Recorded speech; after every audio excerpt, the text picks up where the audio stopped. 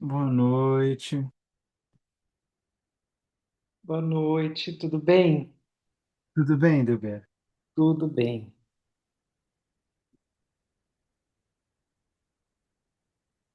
Boa noite, boa noite. Boa noite, Patrícia. Olha o que chegou hoje aqui. Nossa,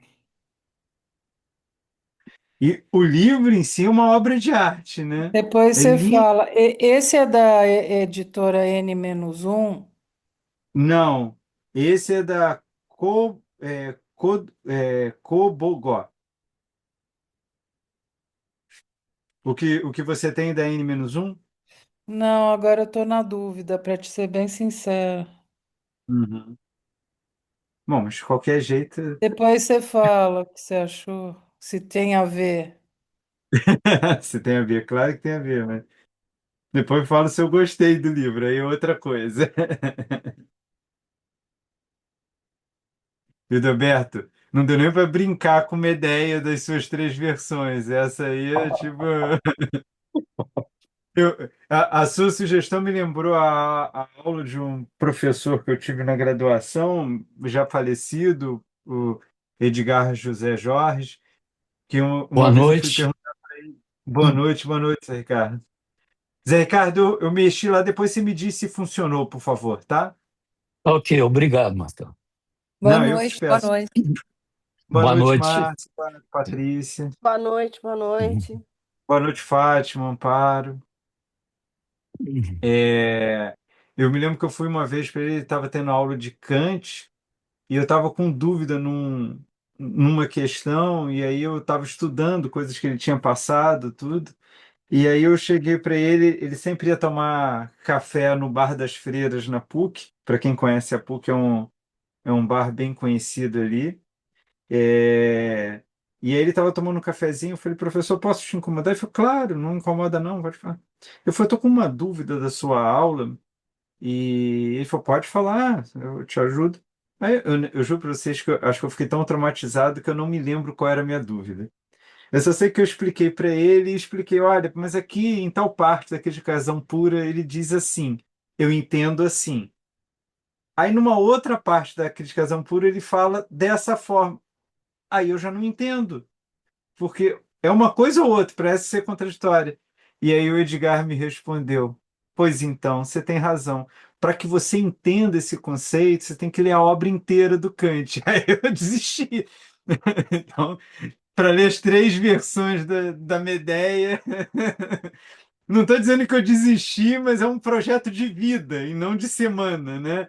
O livro da Úrsula, além de ser uma gracinha na edição da Cobogó, é pequenininho, né? E o ensaio que a Patrícia citou, a teoria da bolsa de ficção, é um dos ensaios do livro, né? Então, esse, para a semana que vem, eu leio.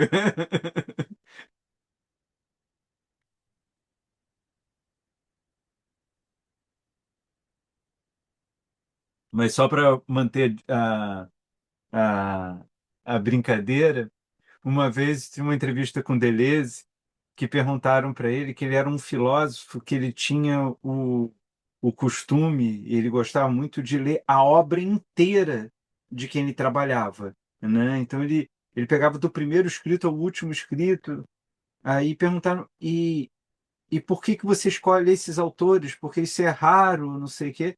Ele falou, a primeira coisa eu olho se ele produziu pouco. Se ele produziu muito, eu já me desinteresso um pouco. Então, a gente fica pensando assim que tem, claro que é uma provocação, mas ele aí brinco, ele falou, não, mas pode olhar, todos os autores que eu gosto de trabalhar escreveram pouco. Então, tem isso, né? Por exemplo, quem estuda Jacques Derrida tá ferrado, né? Porque o que o Jacques Derrida produziu na vida dele, né? Uma coisa assim imensa. Mas é um pouco disso. Gente, alguém gostaria de começar trazendo uma questão, uma dúvida? Um- Renata, bem-vinda. Desculpa, eu vi depois. Imagina, boa noite.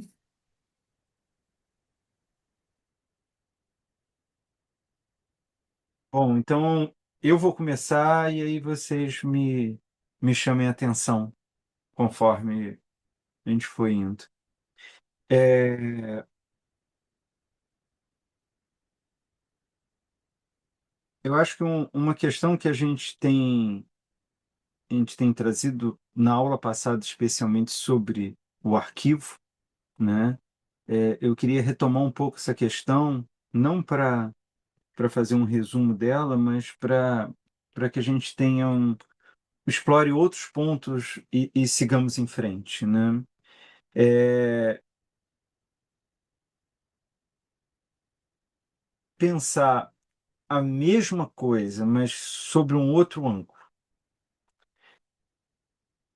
O que eu quero dizer isso?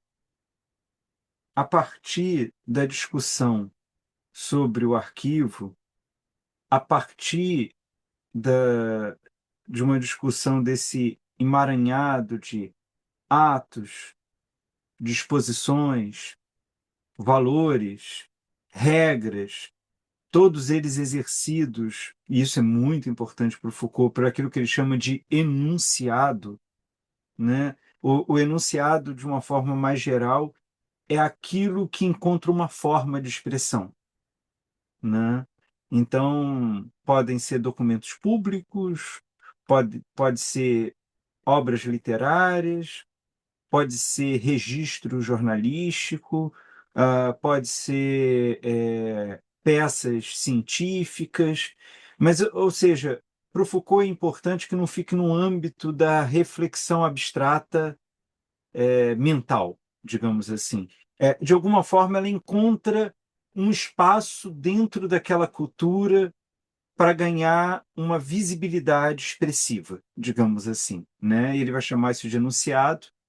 É curioso porque, digamos assim, a última obra dele dessa fase arqueológica, que é a Arqueologia do Saber, que eu reputo como a obra mais difícil de ler do Foucault, é uma obra que até hoje eu consegui fugir de dar aula sobre ela, porque ela é muito densa.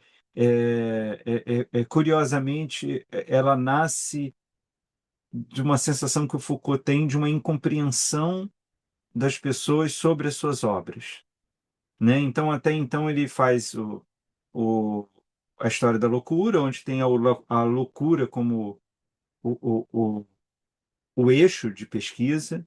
Ele faz as palavras e as coisas, que tem como eixo de pesquisa as ciências humanas. Ele faz o nascimento da clínica, que tem a questão da clínica como ponto central. E a Arqueologia do Saber é um livro metodológico. Ele está discutindo as estruturas do pensamento dele. E por isso que é muito denso, é um livro muito teórico, mas eu acho que tem uma pequena passagem lá que eu acho maravilhosa, que a gente está falando de enunciado, que ele diz, por natureza, todo enunciado ele é político, né? O que o Foucault está querendo dizer com isso? Que tudo aquilo que ganha expressão numa cultura diz da relação das pessoas inseridas naquela cultura. Então não existe nenhuma forma de expressividade que encontre um espaço na cultura que não tenha a ver com a dimensão do encontro dos humanos, né? Aquilo sempre já coloca uma posição e aquilo, ao mesmo tempo, produz como que eu diria, uma marginalização ao mesmo tempo, né? É um pouco disso que o Foucault está tentando falar o tempo todo, né? O que nessa cultura encontra o seu eixo central e, ao se produzir como um eixo central, gera uma margem daquilo. Para ele, toda a cultura produz essa relação, né, de uma centralidade e de uma marginalização. Esse é o ponto. E ele quer saber, em termos da loucura, o que a época clássica produziu, né? A gente vai ver Eu espero que a partir da semana que vem, na nossa quarta aula, que ele vai começar a discussão um pouco pelo Renascimento, porque o Renascimento, para ele é importante trazer o Renascimento como, para quem conhece as palavras e as coisas, o Renascimento ele surge como o estranho, né? Aquilo que já encontrou uma dominância, mas que ele já fala como a,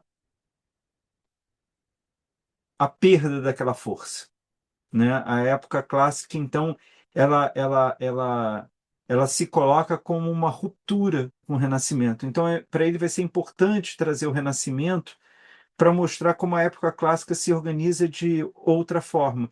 De algum modo, eu diria para vocês que esse semestre, porque eu pensei um pouco esse curso, como eu disse para vocês na primeira aula, um curso de 2 módulos, né?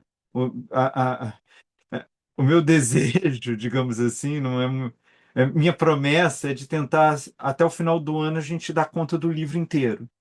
E de alguma forma, a parte que eu acho que a gente precisaria dar conta nesse semestre é do Renascimento, sua ruptura e o surgimento da época clássica, né? Porque ali já tem muita coisa para a gente perceber.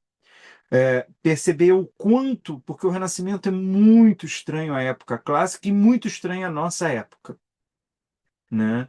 E a ideia, se tudo der certo no segundo semestre, é pegar o apogeu da época clássica, que, digamos assim, ilusoriamente nós tomamos como a causa da qual nós somos efeito, né? A gente olha para a época clássica como se ali tivesse produzido todas as bases da nossa relação terapêutica, todas as bases daquilo que se vai se constituir o trato da loucura.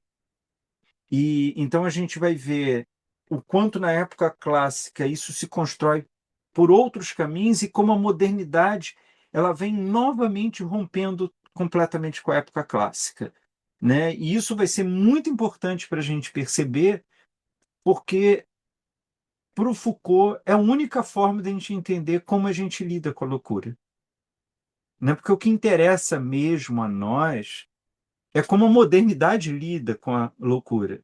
Mas é como se, já que, como a gente viu, que o Foucault abre mão de todo esse olhar sistemático, né? Que ele abre mão de toda essa ideia de progresso, de evolução, esses períodos, o Renascimento e mais especialmente a época clássica, elas vão ser fundamentais para mostrar as diferenças e os deslocamentos que a modernidade provoca, né? Então, é um pouco nesse sentido. Márcia, por favor.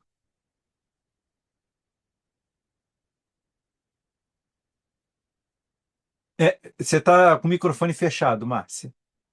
Você está incorporando a loucura na época clássica, que o Foucault diz que não tem Não, voz. é, pois é, não, na verdade, é uma pergunta bem básica, assim, Ai, meu Deus, eu morro de medo que eu delas. sempre confundi a era,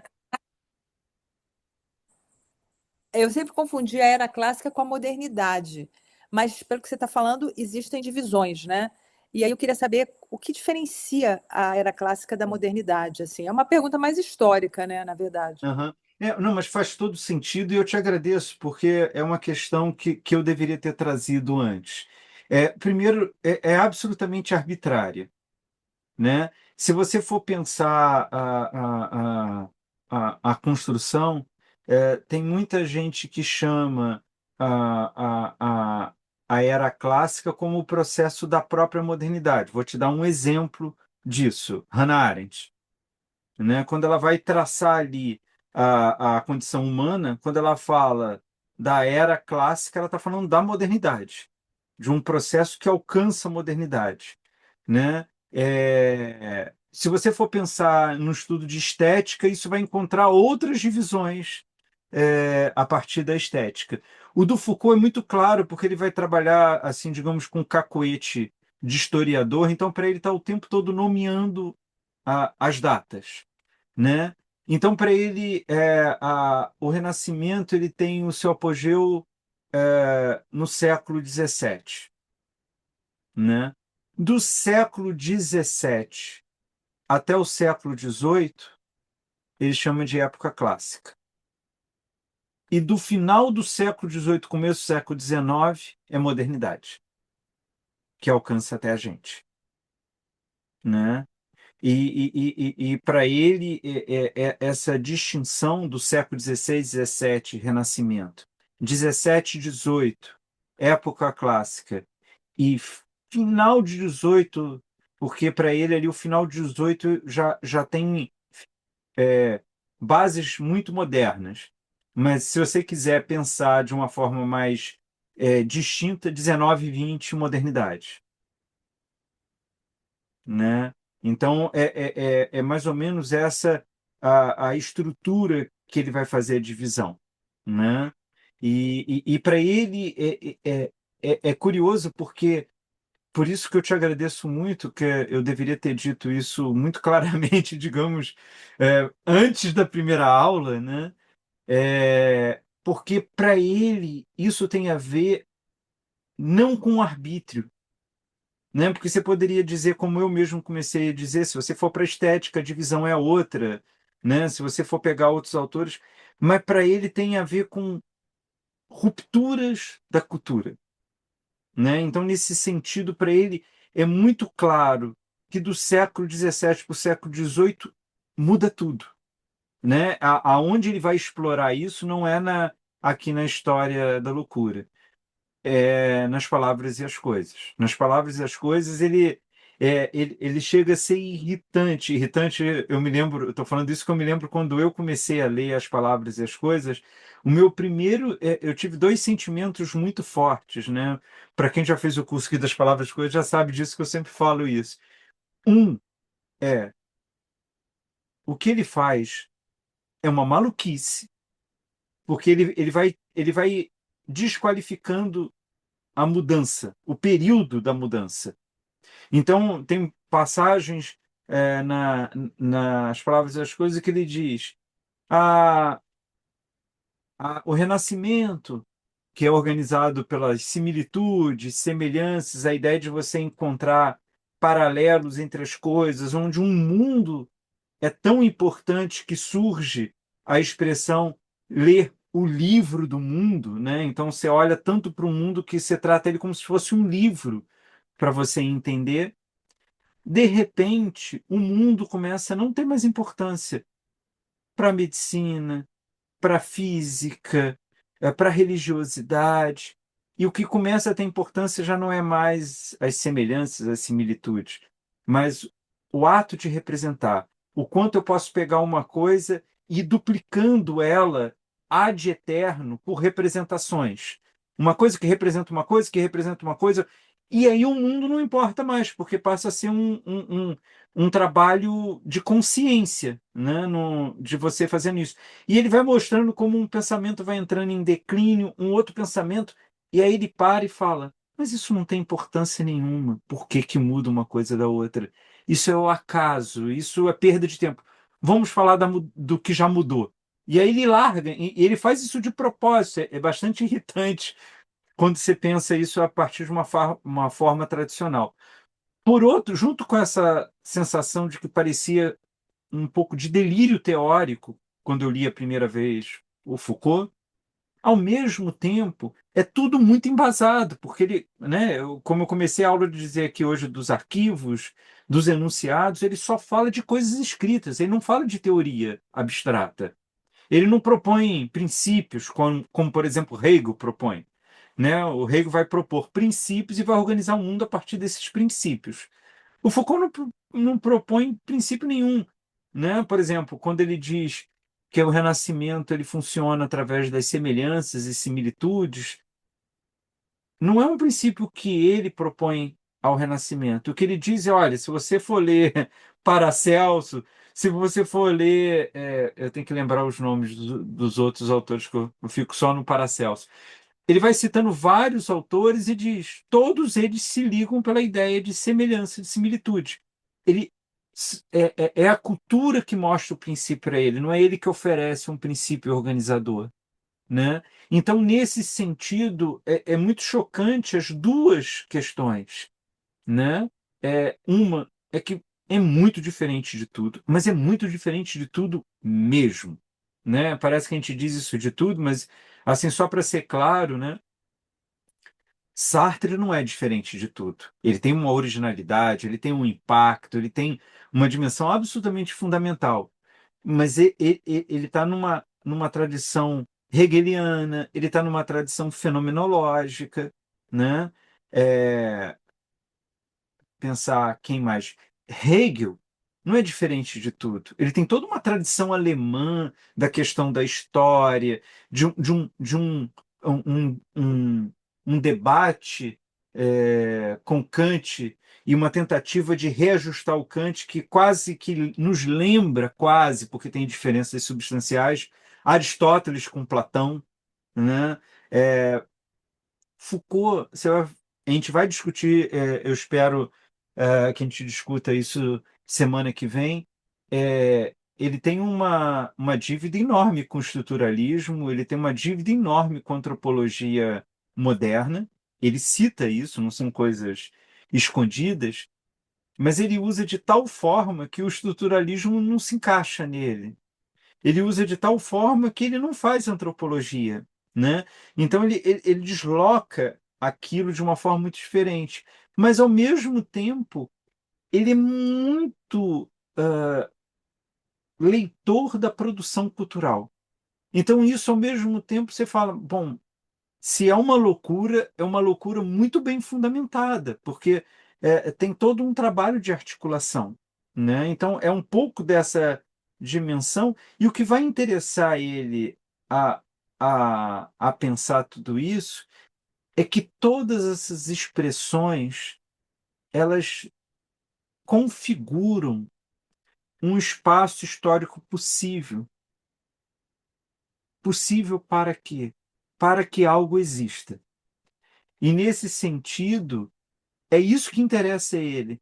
É qual é o arquivo da época clássica, quais são os enunciados realizados na época clássica que permitiram que uma experiência única de loucura fosse vivida, fosse descrita, fosse tematizada, fosse incorporada pela medicina, né? É um pouco disso. E isso é também dizer, ao mesmo tempo, que Foucault, através do seu estudo arqueológico, ele vai mais se interessar pelos limites discursivos de uma época, ou seja, até onde uma cultura suporta um acontecimento, do que de uma tentativa de dizer inequivocamente o que uma coisa é ou não é. Isso assim é muito importante. Parece que eu estou falando óbvio, mas isso é muito Foucaultiano. Ou seja, ele quer entender assim, o que a cultura da época clássica aguenta, suporta, dá baliza para a loucura. Em que momento aquilo se perde? A época clássica não consegue ver aquilo mais. Além daquele horizonte, para a época clássica nada existe. Márcia, eu vou te dar um outro exemplo que talvez ajude a gente a entender isso. Acho que todos nós concordamos que em toda experiência humana sempre houve uma reflexão sobre a sexualidade, né? Mas o que o Foucault vai fazer através da história da sexualidade é mostrar como a sexualidade grega, ou melhor ainda, a sexualidade da antiguidade clássica, dos gregos e dos romanos, em nada tem a ver com a nossa sexualidade, né? O Paul Venn, que eu vivo citando aqui, né, historiador, ele diz, a gente olha para Calígula e atribui a ele uma perversão sexual, né? Aquelas coisas de, é, de espetáculos de pessoas transando com animais, né? De grandes jantares junto com atos sexuais, e a gente olha para ele e diz a máxima perversão sexual. E aí o Paul Venn diz, será que a gente suportaria saber que Calígula pensava infinitamente menos sobre sexo do que qualquer pessoa na modernidade pensa? Para o Calígula, a política era muito mais expressão da vida do que o sexo. O que eu estou falando isso recorrendo ao Paul Venn, mas o que o Foucault está querendo dizer é que nós vivemos uma cultura que ela é organizada a partir da sexualidade. E não à toa isso o Foucault diz claramente que a psicanálise e Freud só surgem no final do século XIX, começo do século XX. Não poderia surgir em outra época, porque não havia uma estrutura cultural que desse suporte para uma terapêutica a partir da sexualidade. Porque é disso que se trata, né? É sempre importante chamar a atenção que para o Freud, a sexualidade não se limita de forma alguma a atos sexuais, aos genitais e etc. A sexualidade ela tem a ver com, assim, como que eu vou dizer de uma forma bem ampla e correndo risco de com isso ser impreciso, tem a ver com um certo desejo, um certo prazer com a vida, né? Então, assim, comer e ter prazer com o que está comendo é um ato sexual para o Freud, só para dizer isso, mas que passa por uma dimensão da sexualidade, né? O Foucault vai dizer, ele não poderia existir na época clássica. Por que não poderia existir? Porque não haveria pega na cultura.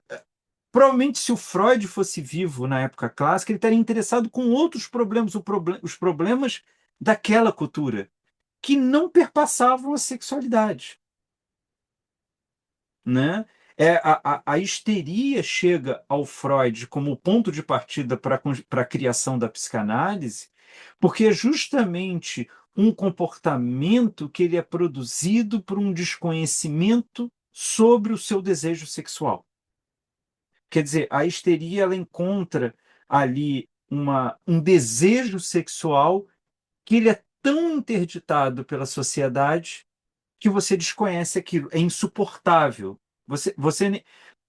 Não dá para ser Santo Agostinho, né?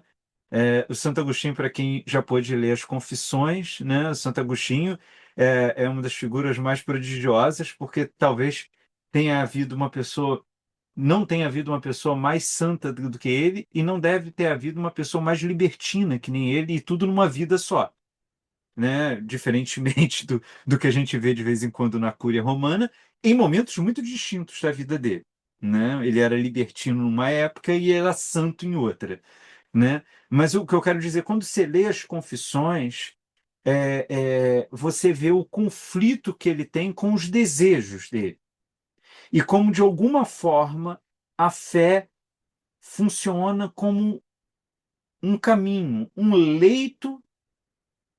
Bom, bem psicanalítico, né? Chamar de leito, aonde que vai dar isso. Mas eu pensei no Rio a princípio. Um caminho onde ele vai poder exercer todo, para usar uma expressão nietzschiana, todo um entusiasmo, né? Na acepção etimológica da palavra, né? De estar tomado por Deus, né? De ter um Deus dentro de si.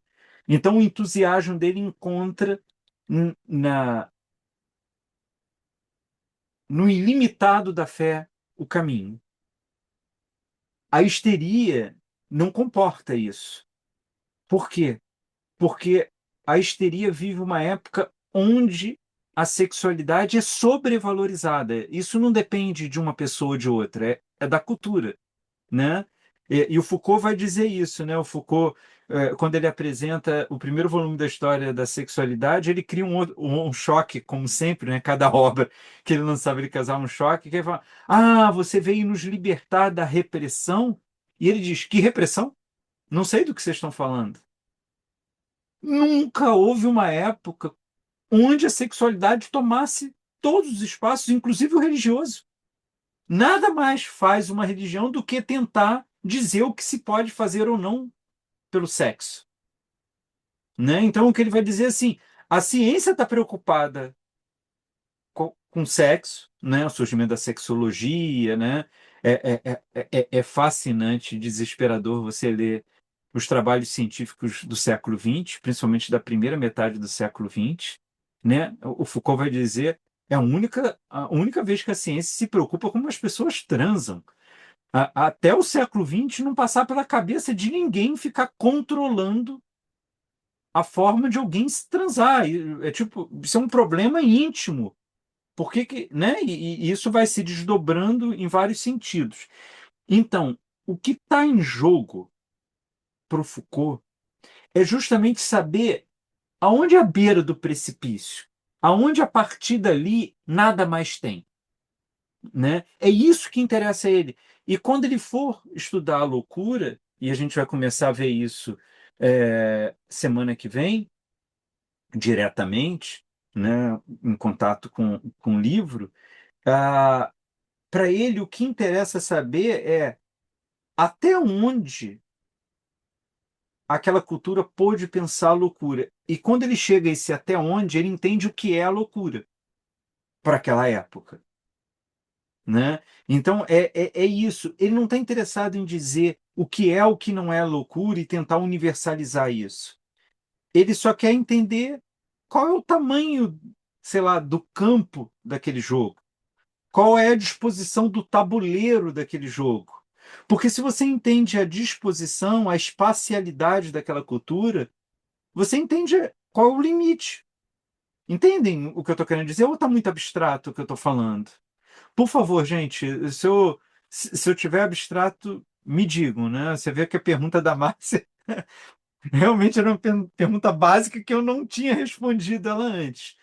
Então, é disso que interessa a ele. É esse jogo que vai construir. E isso é muito estranho, porque eu diria que até Foucault, eu não conheço ninguém que tenha feito isso. Talvez a pessoa que tenha feito isso de forma. Vou te passar a palavra, Márcia. Talvez a pessoa que tenha feito isso mais próximo de Foucault foi Nietzsche. Mas mesmo assim não é da mesma forma. Porque é curioso, porque sem Nietzsche não existiria Foucault, né? Assim, isso é muito claro. O Nietzsche, eu acho que em Et Homo, ele diz: eu sonho com um outro pensador, né? E tem alguns estudiosos que dizem esse novo pensador é Foucault. E de fato é. Acho que o Nietzsche olharia para o Foucault e dizer: me interessa o que ele está fazendo. Mas o Nietzsche, ele é muito clássico ainda. Ele está perturbando a época clássica completamente, né? Ele é, digamos, aquele filho que em toda reunião familiar cria um problema danado. Ele tá incomodando todos da sua época, todos. Mas ele está tentando responder à sua época ainda. E se a gente for Foucaultiano, a gente diria, ele não poderia fazer mais do que isso, como o Foucault não pode fazer mais do que isso, né? Às vezes eu participo de alguns congressos de Foucault e eu acho muito engraçado que a pessoa diz, mas isso aqui é uma falha do Foucault, Foucault não responde a isso. Não, ele não responde a isso mesmo, você tem razão. Mas esse problema não se colocava para o Foucault, né? E o Foucault diz isso o tempo todo, né? Quando perguntam para ele, mas o que você diria sobre isso? Ele falou, nunca estudei. Mas como que você não estudou? Ele responde, estude você então. né? Assim, ele tá respondendo os problemas que ele vai encontrando. E os problemas que ele vai encontrando mudam, né? O Foucault é muito engraçado, porque todo final de obra, quando ele vai lançar e dá muitas entrevistas, pergunta: o que que você vai fazer? Ah, o meu próximo livro vai ser sobre isso. 3, 4, 5 anos depois, quando sai o livro, é sobre outra coisa, porque ele vai estudar aquilo que ele se propõe e ele descobre alguma coisa que fascina ele e ele vai para outro caminho, né? Então ele está o tempo todo. Na hora que ele lança Vigiar e Punir, que é já uma outra época dele, que fala: agora Foucault virou o Foucault do poder, e agora ele começa a estudar ética, que era uma noção que até então nem existia no vocabulário dele. Se você for perguntar na história da loucura, as palavras e as coisas, nascimento da clínica, arqueologia do saber, Vigiar e Punir, não tem uma discussão ética ali presente. Você pode até projetar sobre aquilo, você, mas o Foucault não está preocupado com ética ali, né? Ele não está preocupado nem com sujeito direito, né? Ele está meio criticando a noção de sujeito o tempo todo, mas no final da vida ele está obcecado por isso e ele dá sempre umas entrevistas curiosas. A única coisa que eu me preocupei a vida inteira, não foi, né? Ele se preocupou com outras coisas. É claro que a gente entende o que ele quer dizer no sentido assim, ele só continua o caminho dele, que é tentar entender a época dele. E para entender a época dele, ele vai se deslocando de temas em temas. Márcia, por favor.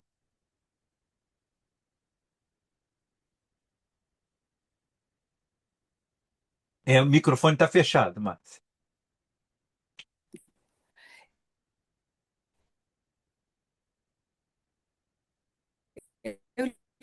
Eu Márcia, eu vou pedir para você repetir, porque eu acho que deu uma travadinha. Não sei se foi só para mim, mas deu uma travadinha. li Travou geral.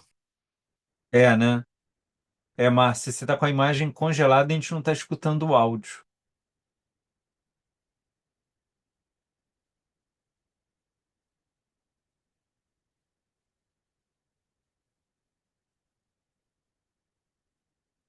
Bom, eu vou seguindo aqui. Quando a Márcia destravar, eu paro de novo para a gente discutir. O que eu estou querendo dizer com tudo isso é que o Foucault ele está mais preocupado com a prática de uma cultura do que com uma teoria que justifique ou legitime alguma coisa.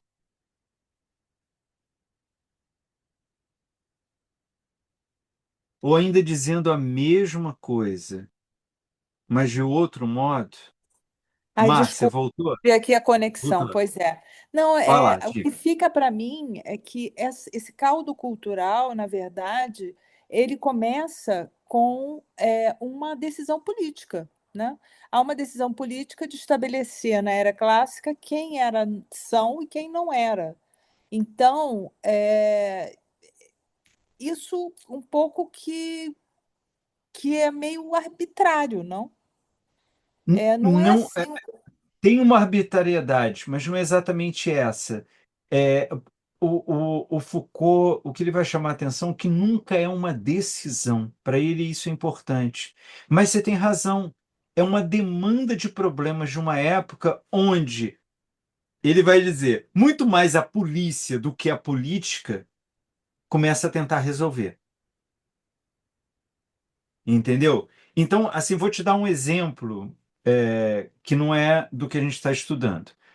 Mas para o Foucault, tem uma mudança que vai constituir uma das passagens que tem da época clássica para a modernidade, que tem várias, mas é que a época clássica se organiza em torno da ideia de lei.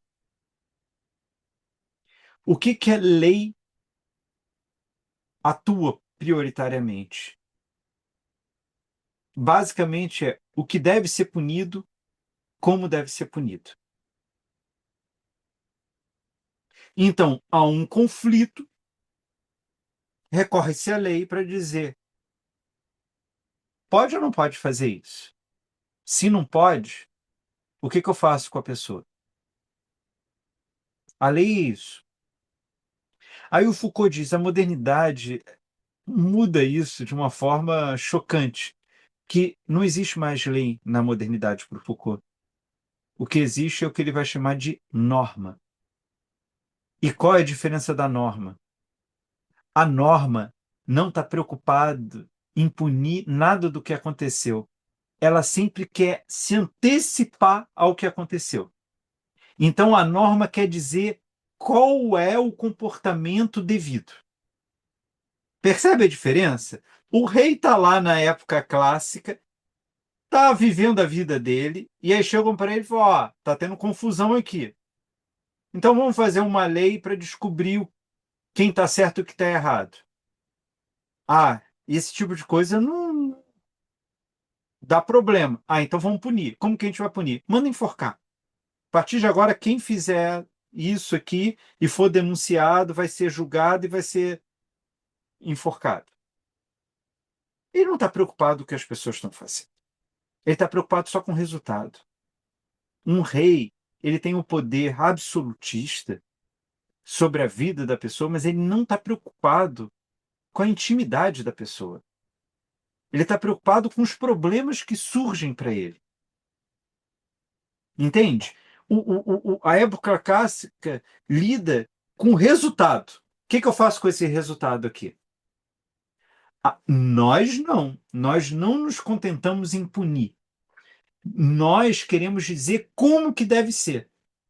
Então eu chego e falo: olha, uma relação sexual para ser saudável ela tem que acontecer pelo menos 2 vezes por semana, tem que durar no mínimo 15 minutos. Entende o que eu estou querendo dizer? Você tem toda uma coisa que você quer antecipar, você quer dizer como que as pessoas vão ser.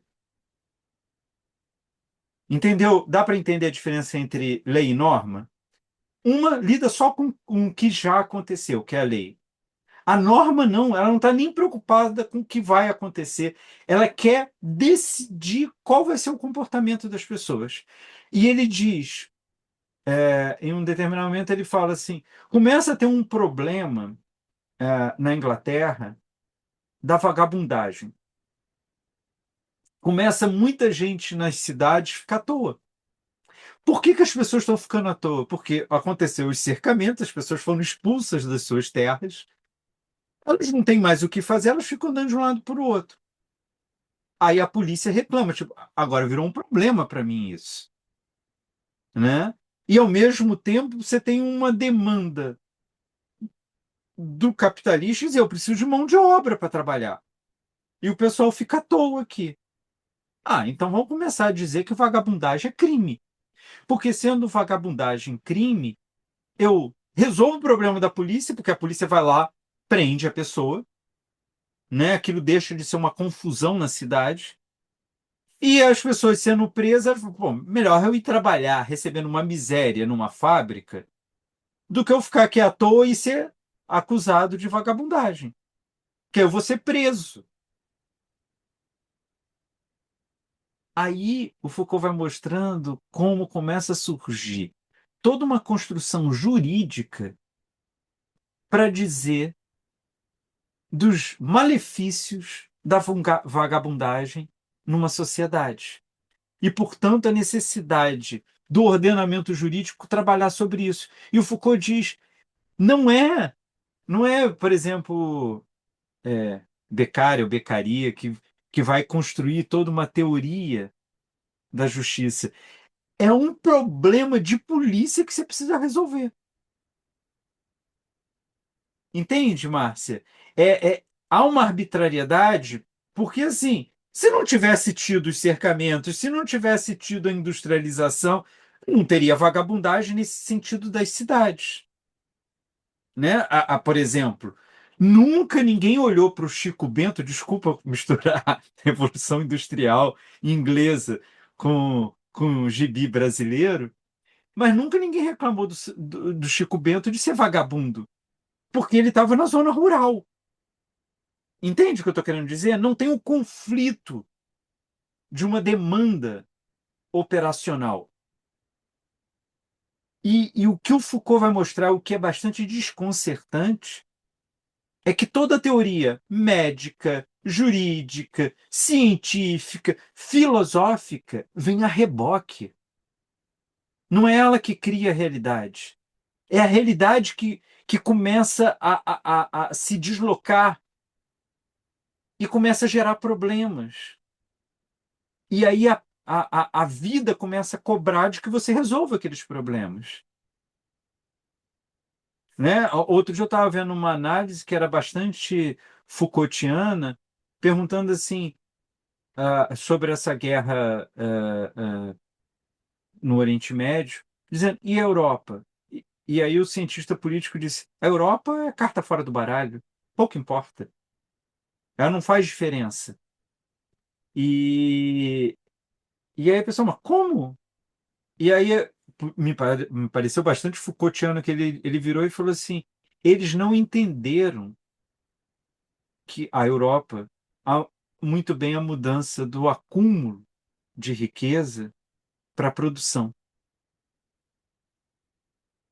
E isso é uma visão Foucaultiana, isso está nas palavras e as coisas, né? O Foucault vai pegar Adam Smith e o David Ricardo e vai dizer, olha como eles são muito próximos cronologicamente no tempo, mas o que um fala de economia não tem nada a ver com o universo do outro. O Adam Smith está falando, quanto mais você acumular riqueza, mais rico uma nação é.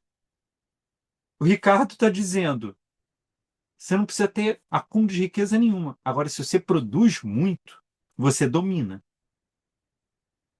Né? Então, assim, a primeira nação a perceber isso de forma radical e ter generalizado isso foi os Estados Unidos, né? Da produção, da produção, da produção.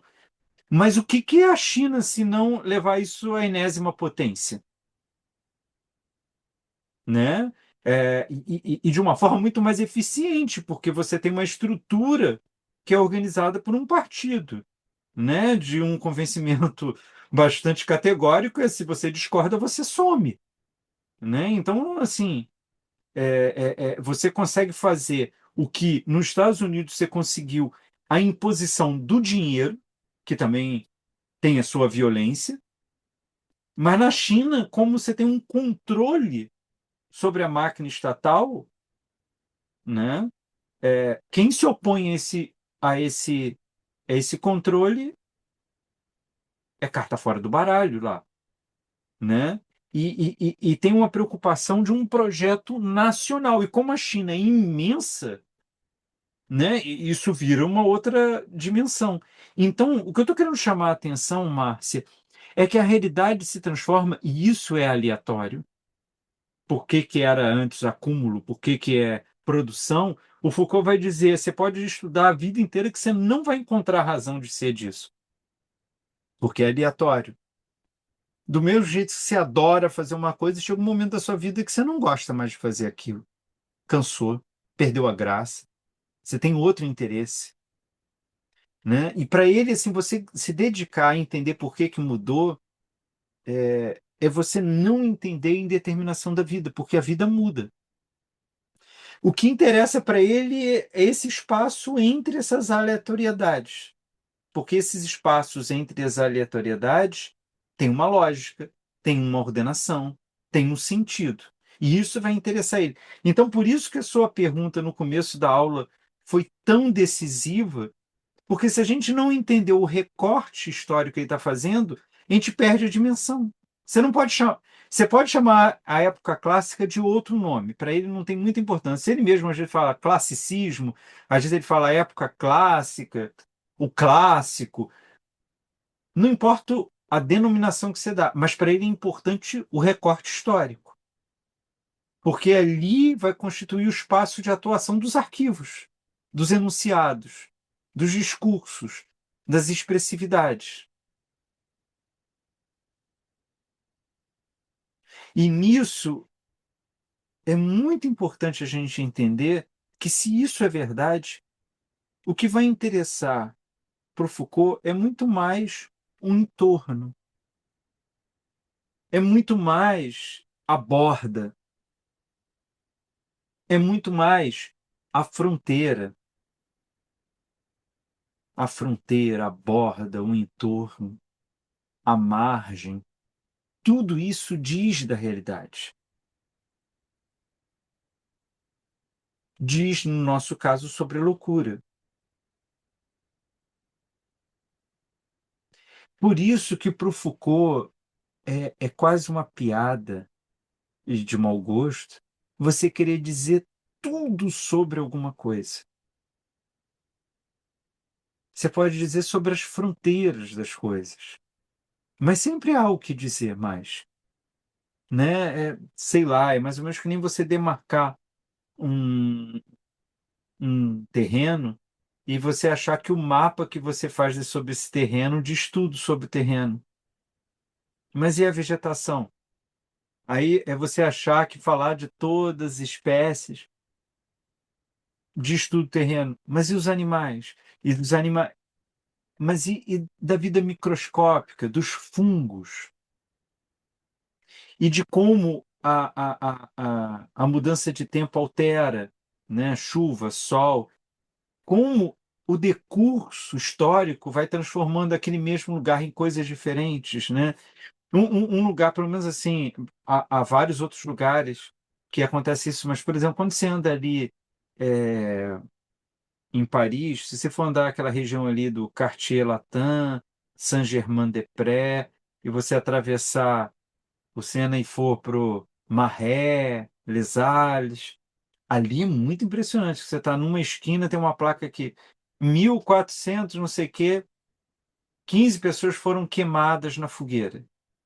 Aí você anda um pouquinho, em 1600 e não sei o quê, né? Aí você anda mais um pouquinho, aí você anda mais um pouquinho, você vai ali na Mouffetard descendo a,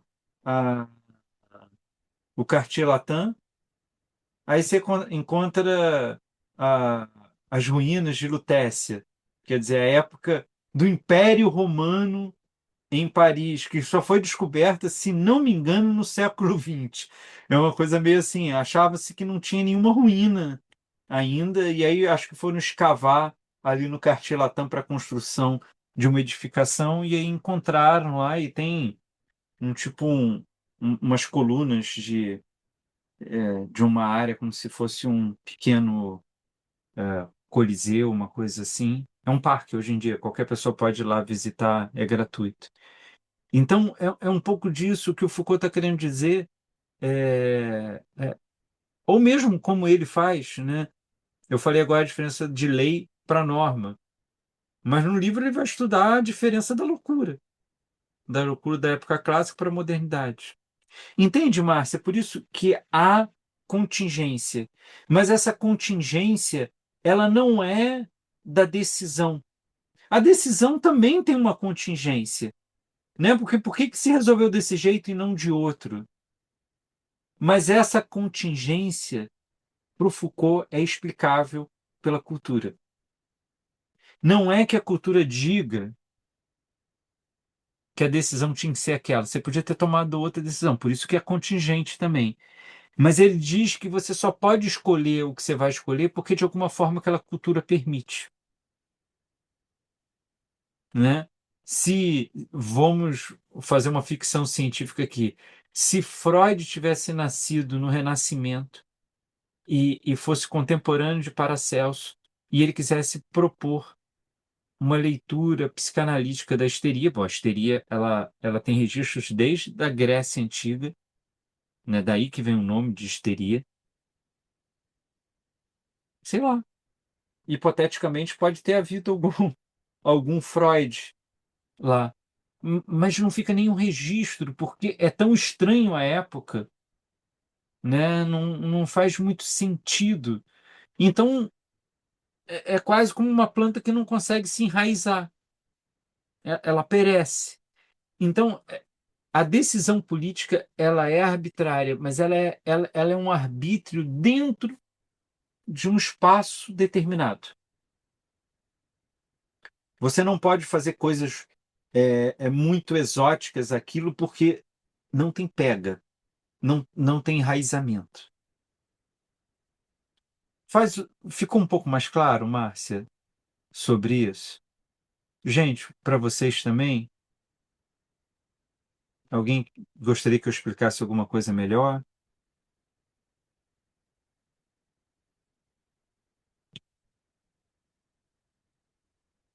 isso tudo é uma mudança considerável em relação ao que a tradição reclama como investigação histórica. Se a gente for, se vocês me permitirem uma brincadeira de palavras, para o Foucault, o estudo sobre algo é menos do âmbito do linear, do reto, do correto, do julgamento, e mais do sinuoso. É mais de um perder-se. Perder-se de quê? Perder-se das ideias pré-estabelecidas sobre algo. E ele vai dizer isso muito claramente. Se você for pesquisar alguma coisa achando algo sobre aquilo, alguma sombra você já produz sobre as coisas. Isso é muito evidente, por exemplo, numa análise, né, psicanalítica, né? Não é à toa que a forma de operação de toda análise é a associação livre de ideias. Se você já vai com uma ideia pré-concebida, é uma brincadeira de uma pessoa só. A pessoa está fazendo associações livres e você não está aberto a essas associações livres. O contraponto exigido de uma análise é justamente que a associação livre de ideias pelo paciente, pelo demandante, pelo analisando, seja acompanhada pela parte do analista, da analista, de uma atenção flutuante. Né? Você está atento àquilo, mas você não está se apegando a nenhuma ideia. Porque se você se apega a uma ideia, qual é o problema de você se apegar a uma ideia? Você fica comparando tudo à sua ideia. Ah, isso está reforçando. Ah, não, isso não diz sobre o que eu estou pensando. Ah, então não é importante. Ah, isso aqui tem a ver com o que eu estou pensando. Então isso aqui tem importância. É como se você fosse desfigurando a realidade. Porque você vai recortando para que ela faça o desenho que você quer. E não para entender qual é o desenho que ela está fazendo. Por isso que o pensamento do Foucault é radicalmente contra, ou alheio, ou estranho a causa e efeito. É tudo isso que eu estou falando que o Foucault chama, a partir de uma expressão bastante paradoxal, de a priori histórico. O que ele vai tentar entender é qual é o a priori histórico da loucura na época clássica. O a priori histórico é esse objeto da própria abordagem arqueológica. É paradoxal porque as duas palavras dizem coisas opostas, né? A priori, que ele cita em latim, é o que vem antes de tudo. Então, nesse sentido, é aquilo que deveria vir antes das ideias, das regras, dos pensamentos, das práticas encontrarem um lugar.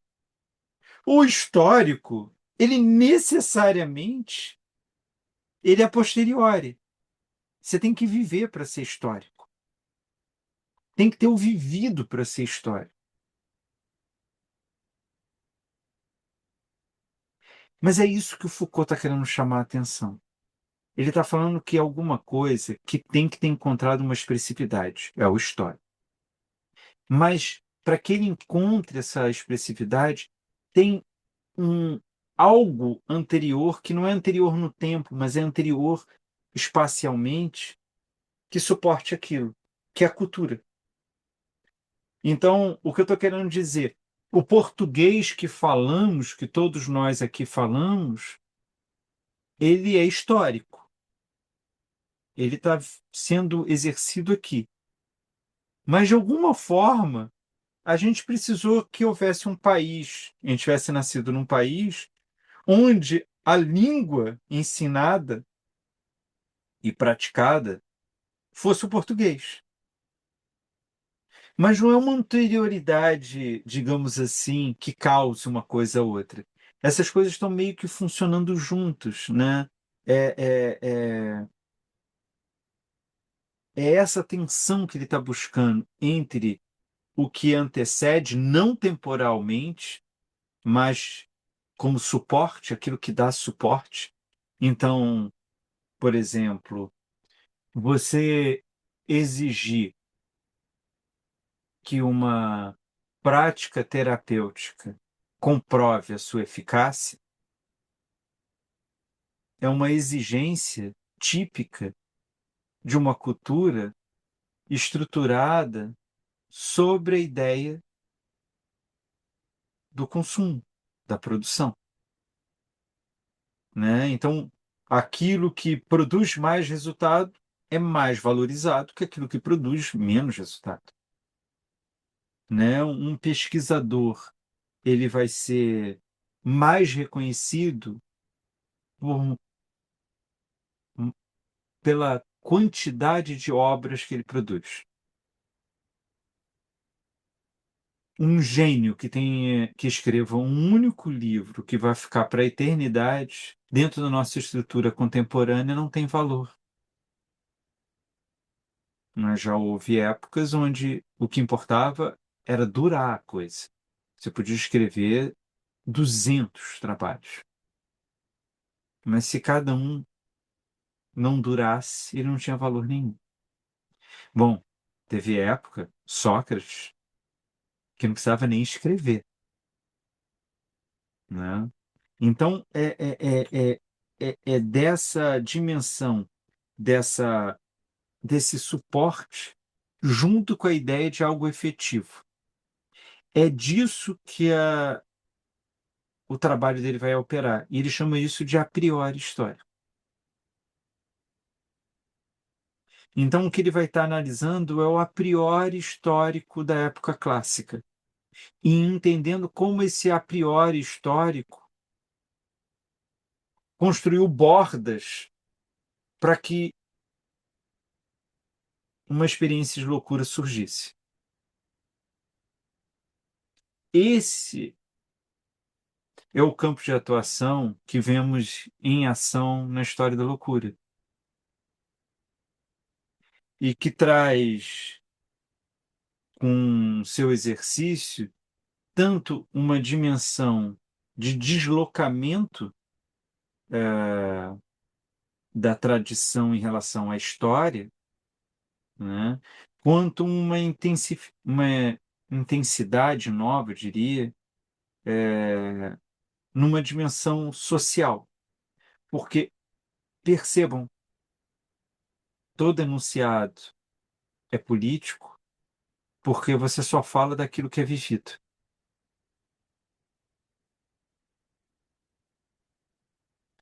Um empresário, como de vez em quando a gente escuta, ele diz: não me interesso por política e, na verdade, a política atrapalha o meu negócio. Mas ele pode falar isso porque ele não está preocupado com a vida, ele está preocupado com a produção de riqueza. E ele tanto está preocupado com a produção de riqueza que conhecemos empresários que, se eles imaginarem 4 gerações da família deles, ou seja, 4 gerações que ele mesmo nunca verá, não importa se ele viver 100 e poucos anos, ele tem dinheiro para que todas essas 4 gerações gastem muito dinheiro. E mesmo assim, ele é capaz de dar a sua vida para ganhar um pouco mais de dinheiro. Porque não é o acúmulo da riqueza que interessa a ele. Digamos assim, o poder que ele vê não é dele ter dinheiro, é o poder dele gerar dinheiro, né? Então, é um pouco dessa dimensão que, ao olhar para isso, um empresário perde de perspectiva que ele só pode gerar riqueza se ele tiver quem produza para ele e quem consuma para ele.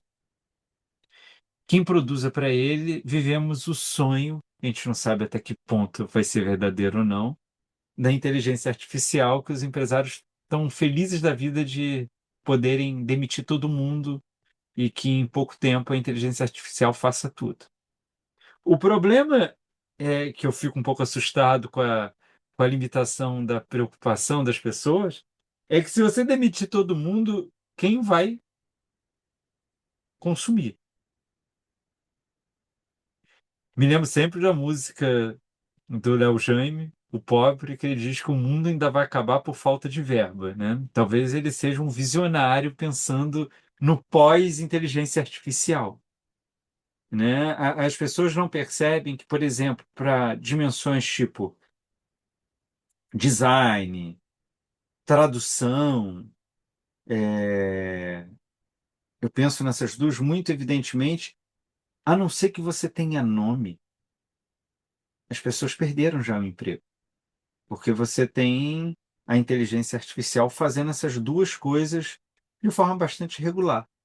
O problema é que quando for preciso criar algo novo, não vai ter quem crie, né? Assim, vários momentos a gente viveu a criação de algo novo,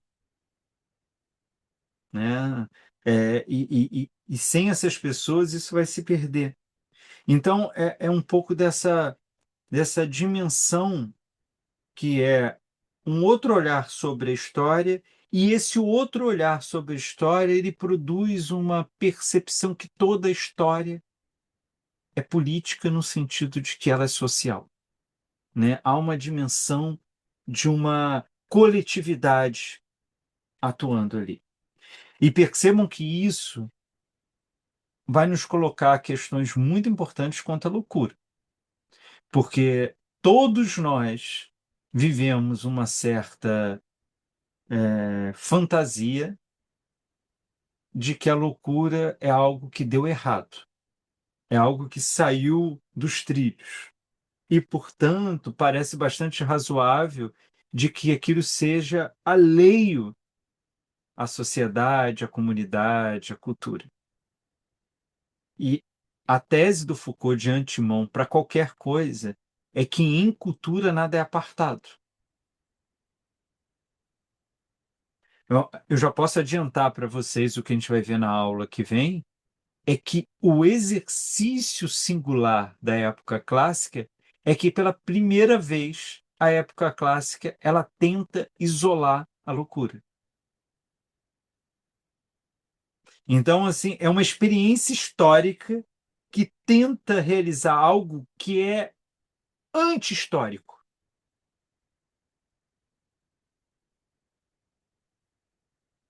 Esse é o fascínio da obra do Foucault.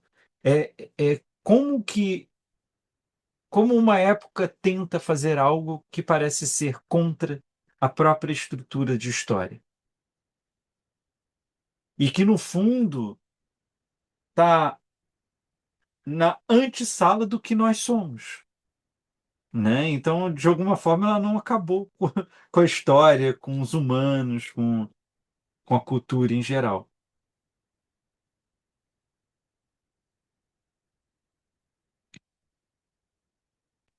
Tem uma grande historiadora que trabalhou com Foucault, muito próxima a ele, né? Que fez um trabalho muito interessante sobre as letras de Descartes. Ah, as letras de Descartes, elas eram ordens de prisão expedidas pelo rei. E o Foucault, junto com essa historiadora, Arlette Farge, ela, eles, eles fizeram um estudo e a Farge, ela, ela tem uma obra que é muito interessante, completamente Foucaultiana, que se chama O Sabor do Arquivo. Tem publicado em português. E eu queria ler um trecho, porque eu acho que é uma outra pessoa, uma grande historiadora, muito influenciada pelo Foucault, que chegou a trabalhar com ele, falando sobre coisas que, de alguma forma, resume tudo que a gente viu até agora, né? A ideia de arquivo, de acontecimento, de efetividade e de história. Ela diz o seguinte: Eu vou ler primeiro, depois eu comento com vocês. Quanto mais se interessa pelo arquivo, mais expressivas se tornam essas denúncias irrelevantes a propósito de acontecimentos irrelevantes. Eu falei que depois eu comento, mas eu não resisto a isso. Isso é tipicamente Foucaultiano. Quanto mais irrelevante uma coisa é, mais a cultura expressa naquilo. Porque, entende?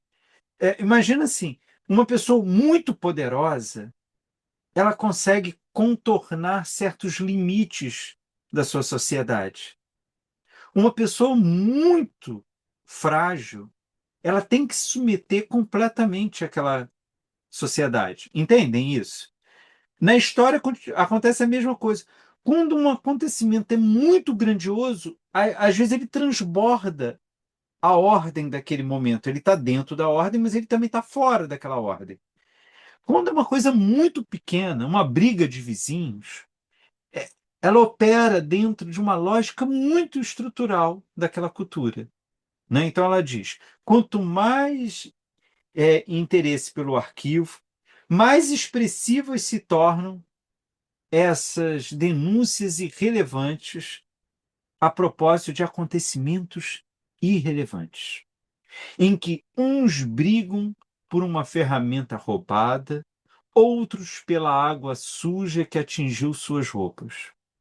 Sinais de uma desordem mínima, mas que deixou vestígio, visto que deram lugar a relatórios e a interrogatórios. Olha o enunciado aí. Sem isso, a gente não saberia nem do que se trata.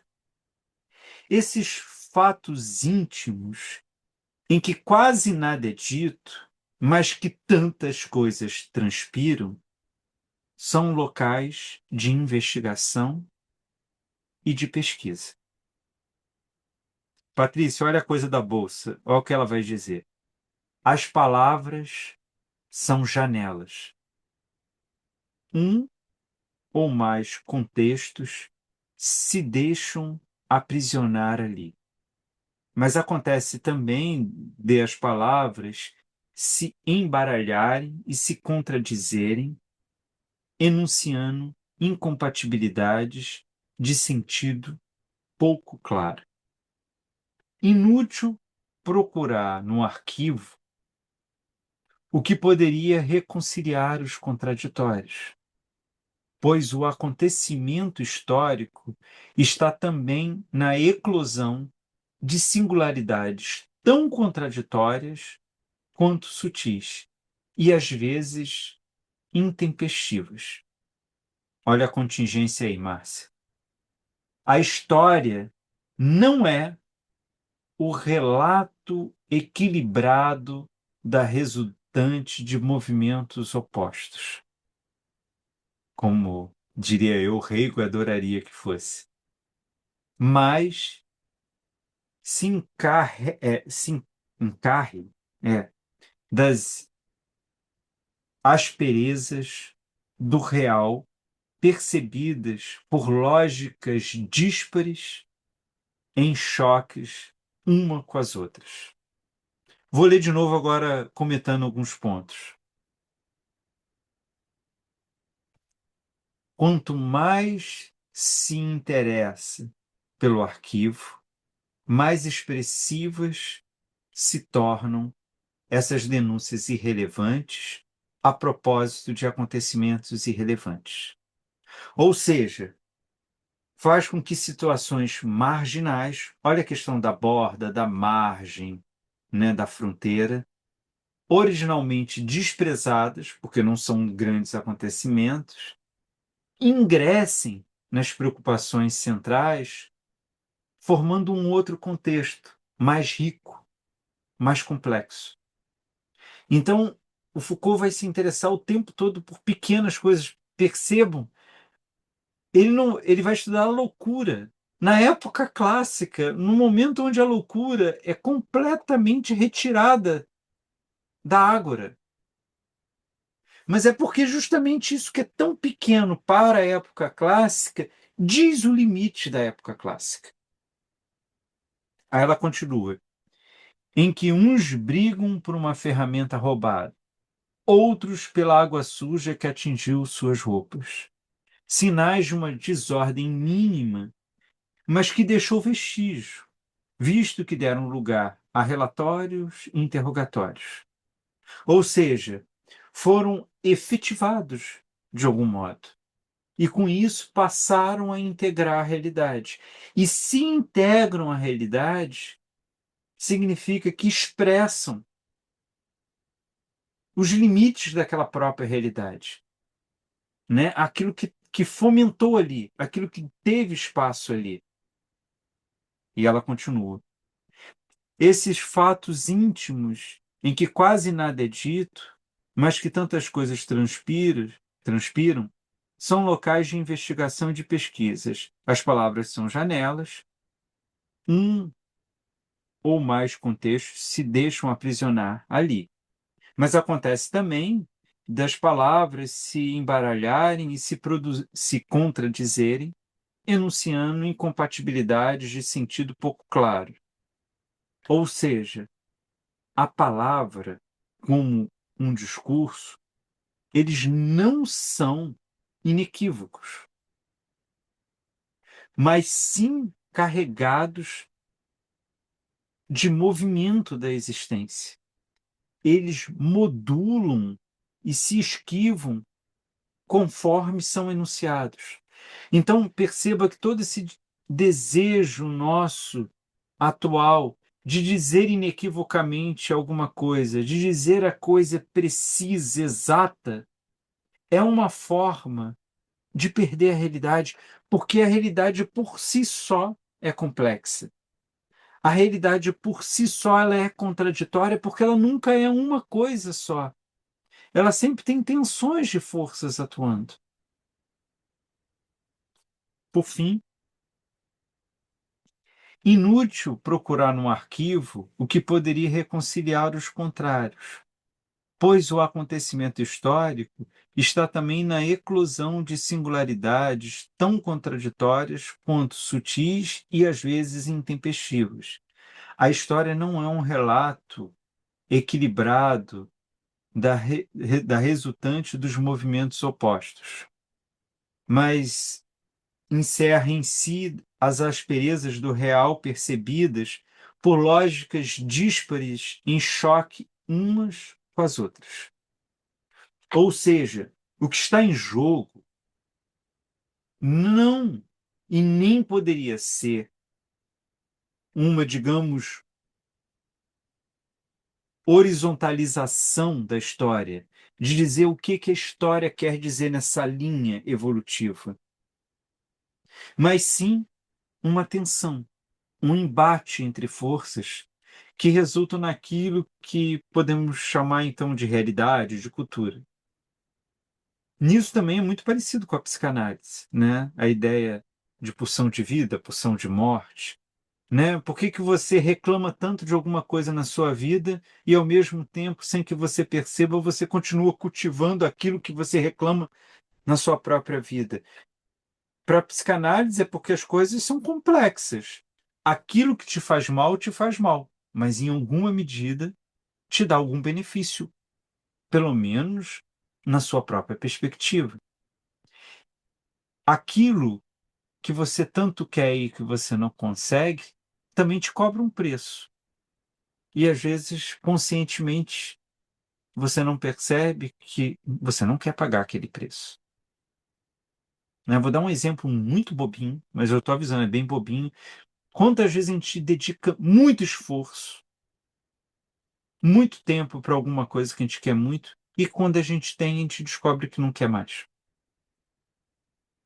Às vezes a gente descobre um pouco antes, que a gente já economizou um pouquinho de tempo, né? Às vezes não. E às vezes a gente descobre, mas custou tão caro que você fica tentando se convencer que você ainda quer muito aquilo porque custou muito caro. E isso é quando a coisa eclode. E quando você não percebe aquilo?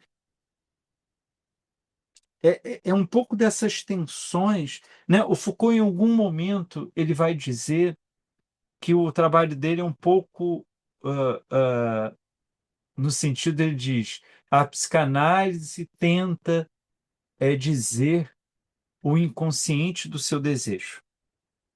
Quer dizer, o que que você deseja ao desejar alguma coisa? A descoberta do que move o seu desejo transforma você dentro de uma análise psicanalítica. E ele diz: o meu trabalho é um pouco parecido com isso, é descobrir o inconsciente do saber, é o inconsciente da cultura. Ou seja, vou te passar, Patrícia, a palavra. Aquilo que está operando na cultura, mas que você desconhece que está atuando na cultura. Patrícia, por favor. Marcelo, posso botar um documentário que me ocorreu enquanto você lia esse? É porque eu Uhum. estou ruim de articular, então não sei se interessar para alguém ver. É muito interessante, é sobre um cara, um brasileiro que faz arte bruta. E quando você estava falando, quando você leu esse texto, me ocorreu também, não sei se tem a ver, mas é interessante de qualquer jeito. Então, não sei, tudo que você vinha falando das. Ai, não sei, Marcelo. Não, sabe sim, explica, pelo amor de Deus, velho. Não, não sei explicar. Acho que se alguém tiver interessado em ver, acho que vai entender. E se você quiser ver depois, eu te passo pelo. Eu já até abri aqui que eu deixo guardado aqui na, no, no Safari, né? Eu acho interessante essa ideia de arquivo, porque a gente tem uma compreensão a partir da lógica metafísica, da lógica racionalista, que o arquivo é onde eu guardo algo já vivido e retirado da realidade, né?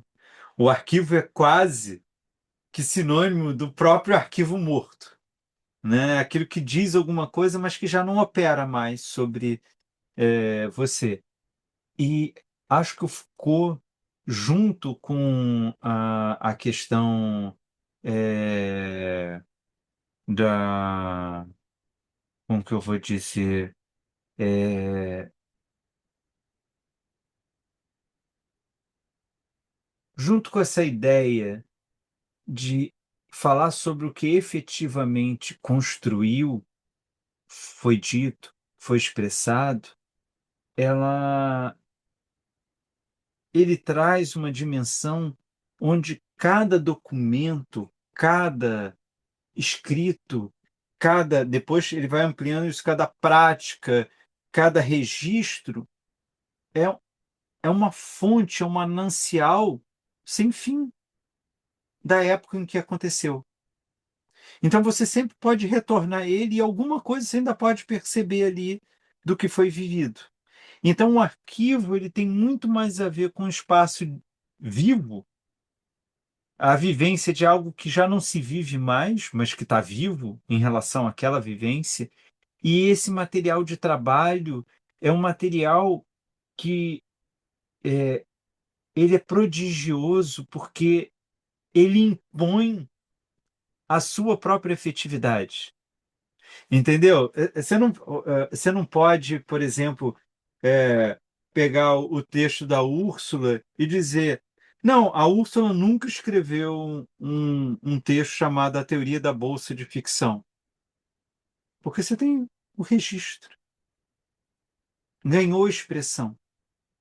Então, para o Foucault, isso é absolutamente importante, que é como se você não pudesse ignorar uma árvore pela sua própria raiz, né? E essa analogia da árvore, da raiz, ela vai ter muito a ver com a própria dimensão de que a raiz é muito mais importante que a árvore, né? Muitas vezes você corta a árvore, mas se a raiz continua viva, ela cresce de novo. Não há como uma planta, uma árvore sobreviver se você cortar a raiz dela, né? Então é um pouco nesse registro, né? E, É assim, a partir de uma história dos acontecimentos e não dos fatos, do efetivo e não do desejável, que o Foucault vai construir a sua obra, A História da Loucura, bem distante de qualquer pretensão sistemática. Eu digo sistemática no sentido de ser capaz de fornecer um sentido que possa explicar tudo o que ocorreu. E assim dizer, esse livro é a totalidade da expressão da loucura na época clássica. Não tem como fazer isso. Foucault não tenta fazer isso em nenhum momento. Ele não tenta tornar tudo compreensível e previamente claro. O tempo todo o que ele vai fazer no livro é dizer: olha essa sombra que a gente nunca percebeu, ela estava projetada, mas a gente só prestava atenção na luz, a gente não prestava atenção na sombra. Mas veja que essa sombra diz coisas que na, na intensidade da luz você não vê, mas na penumbra da sombra você percebe com mais facilidade. Nesse sentido, é contra o universal, é contra a totalização, que tanto universal quanto a totalização, que conforma e oprime as individualidades a um modelo geral, né? A loucura, os loucos, e com isso há uma instauração do poder de dizer quem é normal e quem é louco. É contra até a ideia de transparência total prometida pela racionalidade, né? E é interessante isso, porque para quem está acostumado com a leitura das palavras e as coisas, o Foucault vai dizer que uma das características da época clássica é buscar a transparência, né? A representação ela promete um refinamento no seu jogo de cada vez ser mais claro, cada vez ser mais claro. Não à toa, na época clássica, a gente tem o discurso do método de Descartes, onde ele diz: seguindo o método racional, tudo se transformará em transparência para você. Você vai entender tudo. Né? É um método que ele diz, curiosamente, exceto os loucos, todos chegarão à mesma conclusão dele.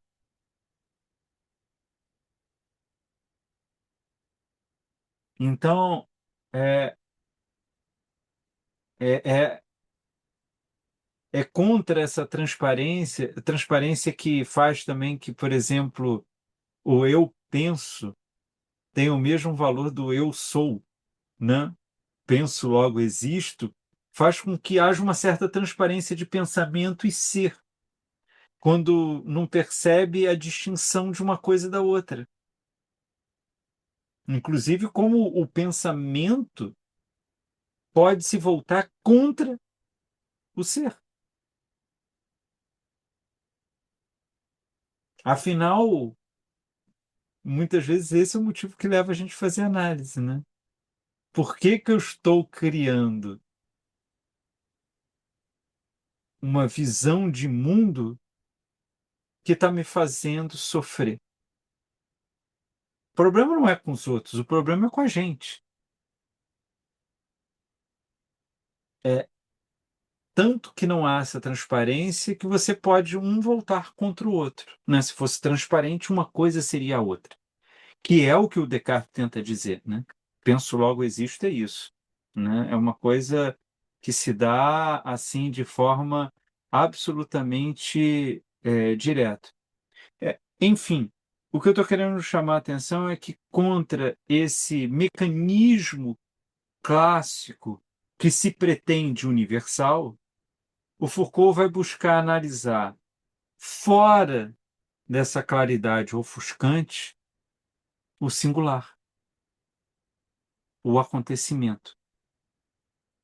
não mais referindo-se a parâmetros externos ao contexto histórico, mas agora através das condições de possibilidades históricas nas quais estão inseridas, oferecendo então um outro horizonte de inteligibilidade da história,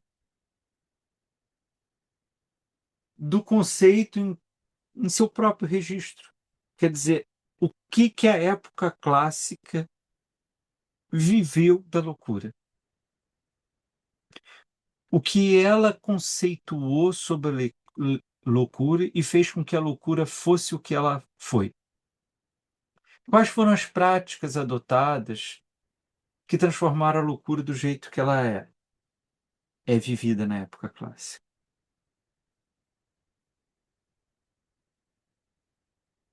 É muito curioso porque quando o Foucault defende o seu doutorado, que é a origem desse livro, ele diz na sua defesa que a ideia original do livro era escrever mais sobre os loucos do que sobre os médicos. Ou seja, era se ater à postura vivida e não o conceito teórico científico. Mas é curioso que o Foucault diz, ao mesmo tempo, que ele rapidamente percebeu que esse projeto era inviável, era impossível na época clássica. E aí é interessante por que ele acha que é inviável, porque isso vira um mote de estudo dele.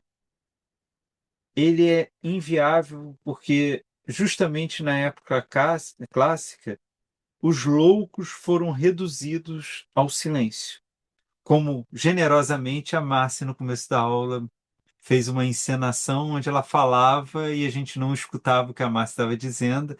Então, assim, ela, como gosta muito de Zé Celso Martinez Correia, fez uma exibição cênica da experiência. Mas é isso, é interessante como o Foucault diz, eu queria estudar só os loucos. E ele diz, não posso na época clássica, porque eles foram reduzidos ao silêncio. Eu não consigo as falas deles. Nada falaram. E isso é interessante porque, lembra, a gente está trabalhando com enunciados, com expressividade, com efetividade. E o que o Foucault diz, eu não consigo ter acesso ao louco na época clássica, porque eles são silenciados. Então, o que eu preciso fazer? É o que ele diz. O que esse, esse sufocamento da loucura o levou então a recorrer ao jogo entre razão e desrazão? É muito interessante, porque isso já explica o livro, né? É assim, ele quer falar dos loucos, mas ele está estudando uma época onde os loucos não podiam falar. Então ele dá um passo atrás e diz: mas o que decide que é louco e o que não é louco? Veja, de alguma forma ele está resistindo a entrar na lógica médica, na lógica científica.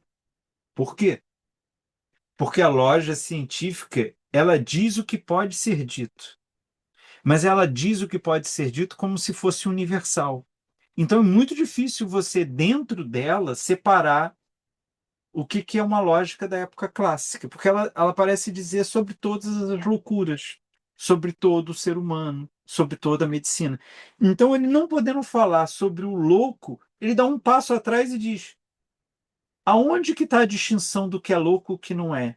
Porque isso vai ter voz, porque isso a ciência fala, né? O governo fala, a polícia fala, a literatura fala, né? Então, é muito interessante que esse deslocamento que ele faz é se atentar ao projeto da razão na época clássica de retesar a desrazão, né? De endireitá-la, como silenciando. Se você não é reto o suficiente, então você perde sua fala. A gente vai ver isso na aula que vem, como isso, digamos, foi uma das heranças que o Foucault deixou para os estudos contemporâneos, que ele vai perceber, muito lendo Dumézil, através de seus estudos sobre a religião, que toda sociedade produz interdição. É uma função da sociedade. Se há sociedade, se há cultura, alguma coisa vai ser interditada, né? Por que eu digo que o Foucault deixou isso de herança? Porque todos os estudos contemporâneos em torno da violência, do preconceito, das minorias, passa na discussão em torno de que interdição está sendo posta. Normalmente quem estuda isso não gosta muito da conclusão que o Foucault tem, que é a interdição sempre há. Como ela vai ocorrer é diferente. Logo, você pode combatê-la, mas ela vai se deslocar para algum outro lugar. Mas combata de novo, e ela se desloca de novo. Desculpa, mas é de novo que nem uma análise terapêutica, né? Se você vai fazer terapia para resolver os seus problemas, eu diria nem comece, dá muito trabalho, gasta muito dinheiro, toma muito tempo, e você não vai conseguir isso, né? O que uma boa análise produz é você, de alguma forma, tomar ciência de você mesmo, e aí você provoca um deslocamento em relação àquilo, porque aquela parte você tomou ciência daquilo. Mas, digamos assim, você vai encontrar outras vias de expressar aquilo. E aí você vai ter que trabalhar. Aí você fala, então, Marcelo, é enxugar gelo? Não. É a diferença de você ir se deslocando. Você está andando. Você está se movimentando. Você está se transformando, né? Então não é a mesma coisa. Você não está parado no lugar. E nesse sentido, você começa a ter um outro olhar. Eu acredito nisso. Eu acho que todo mundo que faz uma análise que seja bem-sucedida, em qualquer parâmetro que você tome de bem-sucedida, no sentido de tá valendo para mim, né, no sentido bem amplo disso, ela está produzindo um deslocamento que te ajuda a caminhar, né? E você para de se preocupar em se curar e passa mais a tentar se compreender, se ver mesmo, no sentido mais claro e simples da coisa, apesar do, nesse caso, a simplicidade é bem complexa, né? No, até quando você sai de uma sessão muito boa que te mostrou muita coisa, você sai parecendo que saiu de uma tortura, né? Você sai meio torto, você não está vendo as coisas direito. Então, assim, o preço é alto. Eu acho que o ganho também é alto, mas é proporcional ao trabalho. Mas é um pouco nesse jogo, né, que vai estar ali o trabalho do Foucault. E esse é o motivo do recurso ao arquivo, aos documentos. Longe de ser uma expressão da natureza, né? Por exemplo, confundindo loucura com biologia, como um resultado de um processo fisiológico, neurológico. Trata-se para o Foucault, até por esse procedimento de silenciamento, na época clássica, de um registro da civilização. Então, falar da loucura é falar da civilização.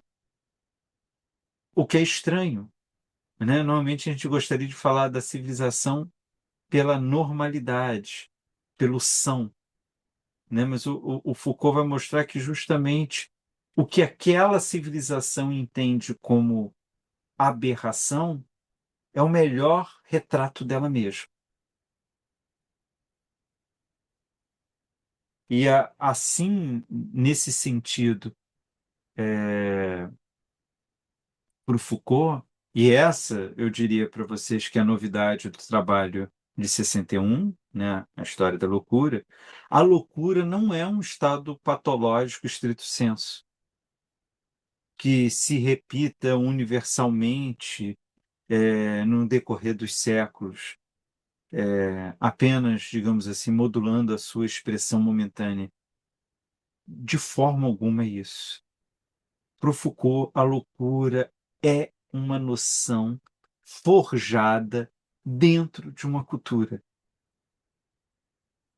por cada cultura, circunscrita em um período histórico, em cada período histórico de modo distinto, perpassando pela realidade social em questão e também pela ciência do momento.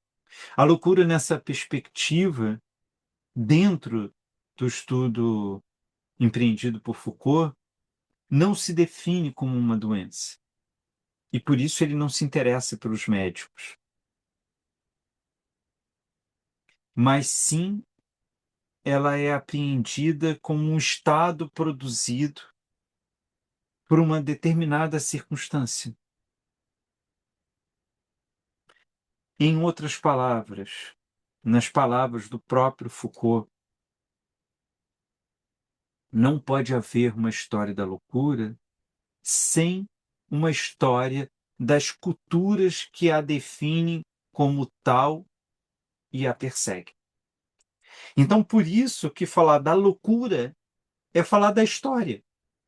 Por isso que falar da loucura é falar da cultura. Por isso que falar da loucura é falar da sociedade. E aí é muito interessante, é, é, porque o Foucault ele vai definir o seu trabalho sobre a loucura a partir dos acontecimentos, do recurso aos arquivos, como a gente viu nessas últimas aulas, né?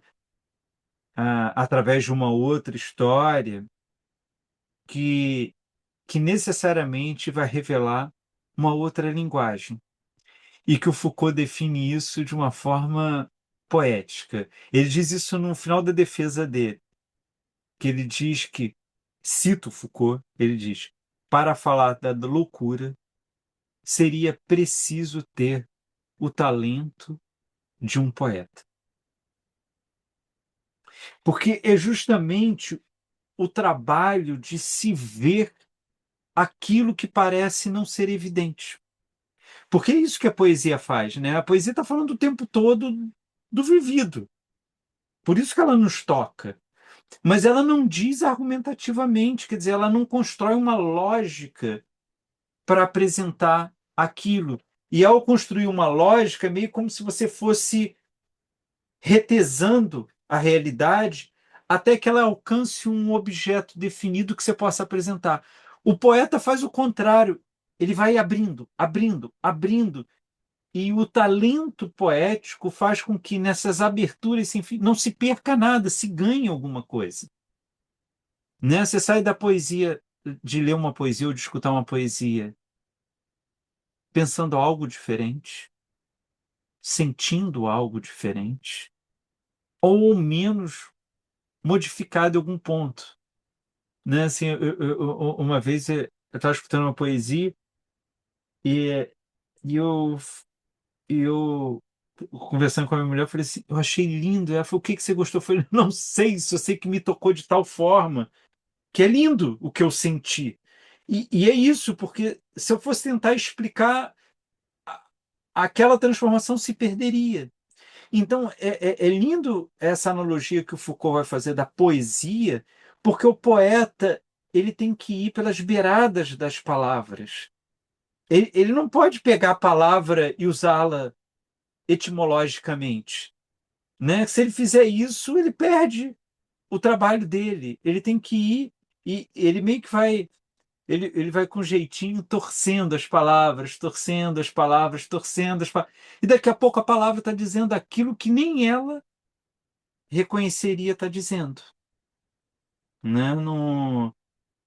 E eu acho que é um pouco, Alberto, mesmo não lendo as versões da Medea, eu acho que é um pouco do que você trouxe na aula passada, né? Como, de alguma forma, o tratamento trágico, ele vai torcendo as palavras, torcendo e mostrando coisas diferentes, né? É muito impressionante isso, né? Porque você vai pegar as tragédias clássicas gregas, eu acho tão engraçado, porque hoje em dia, sei lá, se você pega uma música de um compositor, ou um texto de um grande escritor, ou uma obra de uma grande pintora, se você mexer alguma coisa, você é processado na hora, né? Se você pegar as tragédias gregas, os grandes autores, eles modificavam a história e até onde eu sei, os gregos não chegavam. Isso, isso não é Édipo, isso não é Édipo. O Édipo, o Édipo verdadeiro tem que não, né? Assim, eu me lembro que quando eu escrevi a minha dissertação de mestrado, que foi sobre As Moscas, a peça do Sartre, que é uma releitura de Orestes, eu fui estudar a, a- as versões e, e me interessava o papel de Eletra, a irmã de Orestes. Tem tragédias que ela nem aparece. Tem outras versões em que ela é absolutamente coadjuvante. E tem outras versões que ela é mais importante do que a Orestes. E, e, e veja, é justamente esse trabalho poético que ninguém cobrava precisão, né? Tipo, ó, peraí, não é assim que se escreveu, né? Não... Uma vez eu achei engraçado, eu estava num congresso e um pesquisador de doutorado me citou na apresentação, eu estava assistindo, e aí depois ele veio me perguntar se eu citei ele bem. E eu respondi para ele, falei, esse é problema seu, não é mais meu. O meu está onde eu escrevi. O jeito que você me cita é você que responde sobre isso. Para o bem e para o mal. Quer dizer, é horrível chegar para ele e falar assim, não é isso que eu quis dizer. O que eu não quis dizer está no meu escrito. Ele querer dizer o que ele quer dizer a partir do que eu disse, a responsabilidade é dele, não é minha. Já não diz mais nada sobre mim, diz sobre ele. E eu acho que nesse sentido, e eu gostaria muito que a partir da aula que vem a gente tivesse isso muito em mente, dessa abordagem poética que não quer dizer menos rigorosa. A abordagem poética quer dizer não rígida, porque a poesia ela precisa balançar as palavras para dizer alguma coisa. Então, de fato, o trabalho do Foucault não é rígido, mas ele é rigoroso. E esse rigor, ele vai ter um certo olhar que é tentar estremecer as palavras para que outros sentidos presentes ali floresçam. E era um pouco o que eu queria dizer para vocês hoje. E pediria muito que esse ponto tivesse muito vivo para a gente ler. Porque se a gente não tiver essa percepção, a gente vai correr dois riscos que eu acho que a gente sai perdendo. O primeiro é ficar o tempo todo querendo contradizer o Foucault. Não, mas não é assim. E aí dá um trabalho danado e eu posso estar errado, mas toda vez que eu fiz isso com Foucault, eu perdi a discussão. Uma hora eu percebo que eu que não tinha entendido bem ou eu que não tinha leitura suficiente. Porque ele é muito cuidadoso. Ele é muito metódico, Foucault. E ele, como ele não tem uma tese anterior sobre as coisas, ele está muito calcado nos arquivos. Então é muito difícil contradizê-lo. O outro risco que a gente tem de não entender essa abordagem poética é de entender o que o Foucault está dizendo como uma verdade absoluta. E aí é outro jeito de perder o trabalho do Foucault.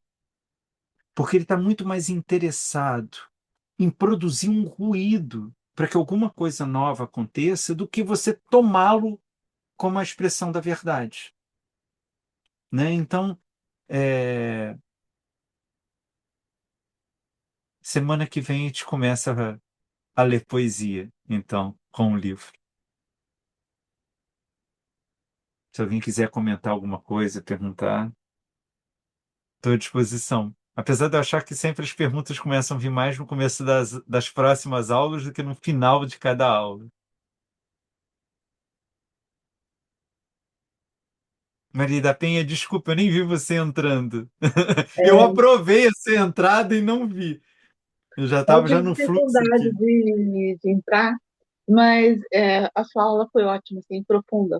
É que daí a gente para e fica aqui, sabe, remoendo as coisas, então depois que vem as dúvidas. Como o senhor falou, acho que as dúvidas vão ser quando a gente começar realmente a ler o livro, mas achei interessante Uhum.